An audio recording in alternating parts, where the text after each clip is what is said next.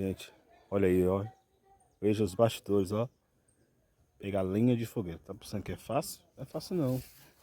Olha aqui a galinhota, né? O carro de mão, como alguns chamam. Galinhota eu aprendi lá em Itamira, viu? Lá no Final de Frade.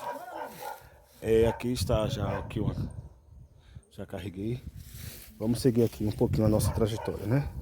Vamos lá. Ali.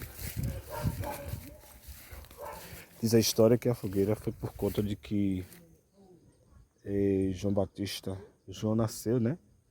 E para poder anunciar, foi feita uma fogueira anunciando o nascimento, né? Depois eu vou trazer aqui no nosso canal, né? Uma história que a igreja diz, os teólogos também falam, né? Vamos lá? Bem, essa lá de cima, olha lá, tem uma ladeira um pouco acidentada, que eu já coloquei aqui, gente, ó. É uma ladeira um pouco acidentada, né? Como vocês podem ver. Ali está um morro, uma baixada, água. É aqui onde muitas vezes eu faço minha meditação, viu, gente? Nesse altozinho aqui, viu? Muito bom também.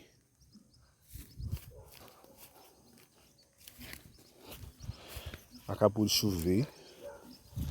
E todo cuidado é pouco, né? Vamos que vamos. Olha aqui, ó, lá de cima, onde eu estou agora, aqui carregando. A gente pôde cortar ali, ó, motosserra. E lá vamos nós. Olá, tudo bem com vocês? Sobre agora, estou carregando lenha para fogueira. Vou mostrar um pouquinho como está sendo aqui a rotina, viu?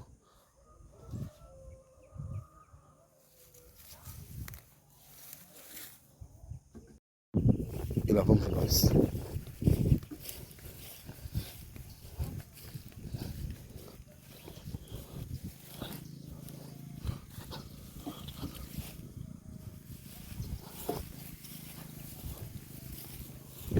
Já coloquei aqui para facilitar a subida. E vamos que vamos aqui.